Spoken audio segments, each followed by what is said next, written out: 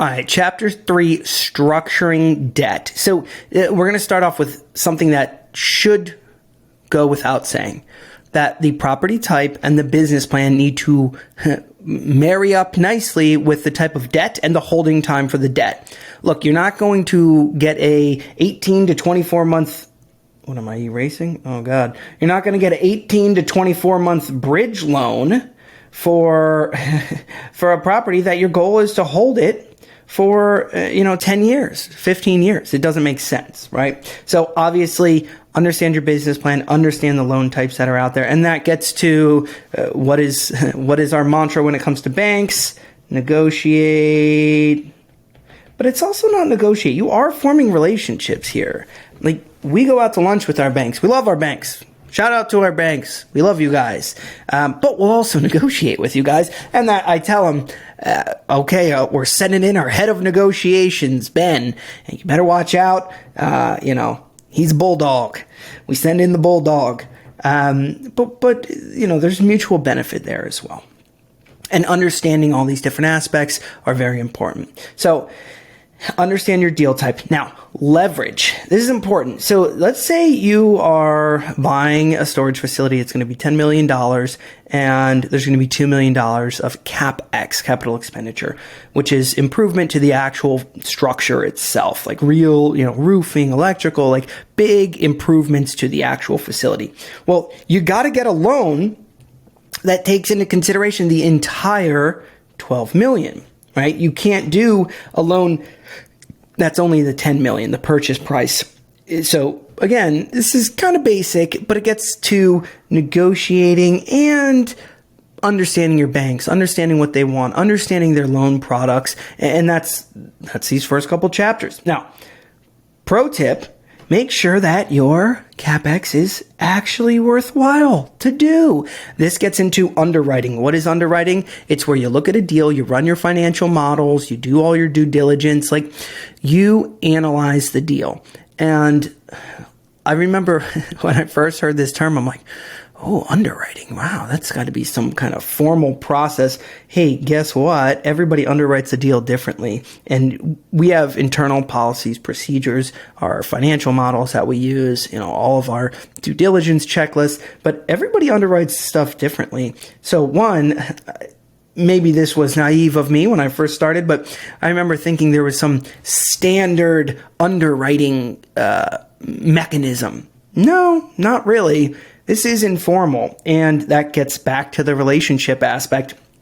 If a bank knows you, trusts you, understands your model, and you've presented your model, I always tell the banks, say we get something under contract, and we're like, okay, now we're looking for to fund the deal.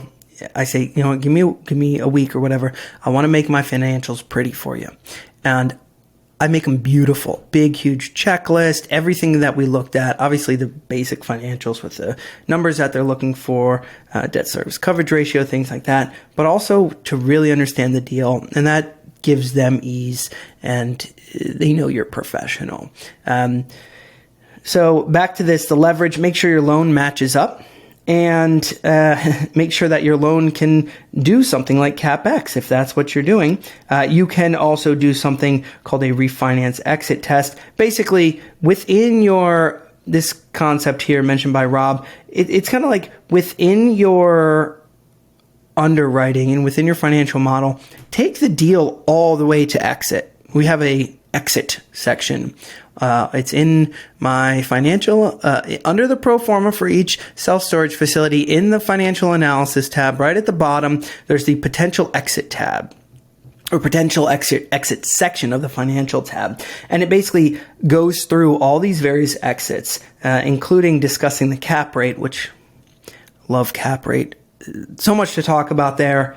Such a good made up chicken and the egg type concept, cap rate. We'll get into that, but I have my one blog article, Why Cap Rate is BS. And it's because it's a chicken and the egg thing. And we'll talk about that more, but it gets into, again, running the entire financials from the start to the end of the deal, the exit of the deal. So let's say hypothetically you have this $10 million storage facility, it's a $2 million CapEx. Well, what is one way that you could fund this if you're worried about this bridge loan being too short? Well, you could do a 10-year floating rate with an agency, basically just, a 10-year loan for that $10 million. What color is good? Is yellow good? I don't know. Can I highlight stuff? Yeah, no, something.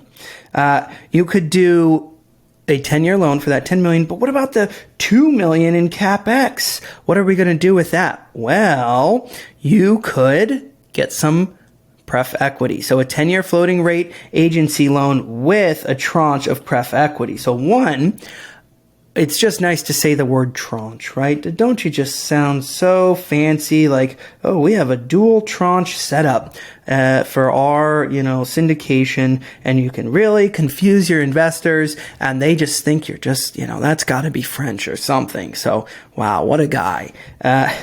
Sorry, I like my comedy. I don't know if you do, but all a tranche means is a portion of pref equity. And this actually gets into the stack. Very, very important concept. Remember, we're talking about debt, so we're not necessarily getting all the way down to the investors yet, but these are investors now. So technically, this pref equity is equity, right? They own a percentage of the company, but it functions very similar to debt. Now, what does that mean? Well, you have your $10 million loan, but what about that $2 million CapEx? The loan's not going to do it. So you get other investors and they're going to fund $2 million. Okay. So they get top of the stack. What does that mean? Well, let's go down to the stack. Who gets paid first on a loan? Who gets paid first? Well, obviously the bank, BANK, aka the senior loan. Senior loan always gets paid first, right? Who gets paid after that? 3. Well, how many am I going to put in here? I'm going to mess up, but who gets paid last? The GPs, the general partner, aka Lantern Light Capital, LLC. That's a little, kind of funny little thing there. Just a little Easter egg, if you will. Don't tell anybody. Lantern Light Capital, LLC. That's our little, they get paid last. And this is important when pitching your investors to let them know, this is quite literal, except for one thing, which I'll get into, but quite literally, we don't get paid until we hit your returns, until we start making legitimate money above and beyond what your returns are set at. So you're basically guaranteed returns. We do make money on fees. Fees are very important for a lot of different reasons. Like we have an entire team that does all this underwriting, blah, blah, blah. But, and I love the book. Listen to the book, how Rob talks about fees. There's so many different fees and there's ways to structure these fees. And there's kind of industry standard fees. And like, this hat, I have to pay for this hat, but I also have to pay for a massive team that underwrites these deals that makes them beautiful.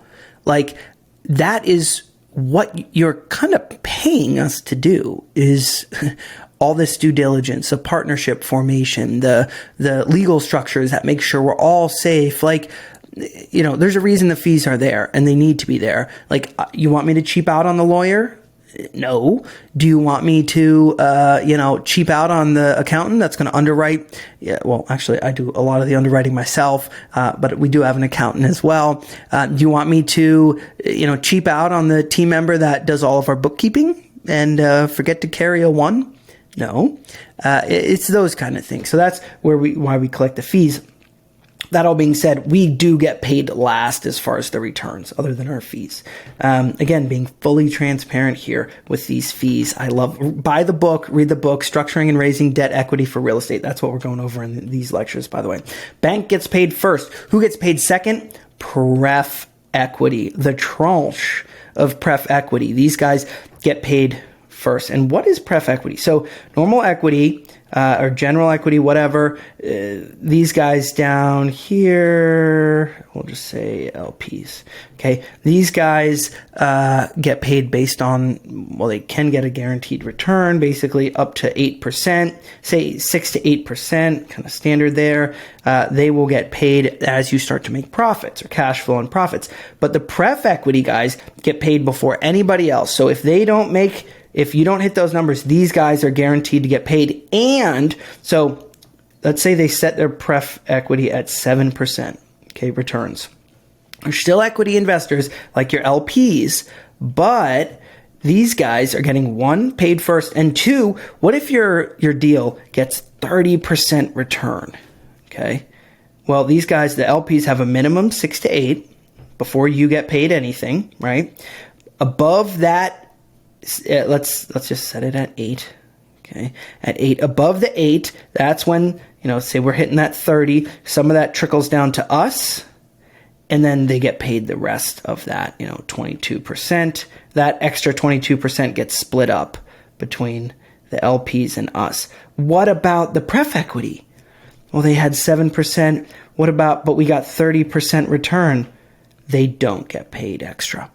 They do not reap the benefits of the deal doing very, very well. But what does that kind of turn them into? Well, it's a fixed rate. It kind of functions in a way, it's technically equity, but it kind of functions in a way as debt. They're on the top of the stack behind the bank. They're fixed rates, and they get some control rights. Obviously, all this is negotiable. And yes, they're technically subordinate to the senior loan, but they're kind of like a mini bank. That is your pref equity introduction. We'll go more into pref equity as we go. So brief chapter there. Hopefully you learned a little bit. We're going to move on to chapter 4. Sorry that Baby Capper is not in this video. Somehow he's run in during the end of every single video. I think he drew here. We'll just have a Baby Capper mention. He said, "Dada, this is you if you were fat." So that's our Baby Capper reference for chapter 3. Chapter 1 and 2, he's in the end of the video doing some basic math. All right, guys, wish you all the very best. Chapter 4 coming up.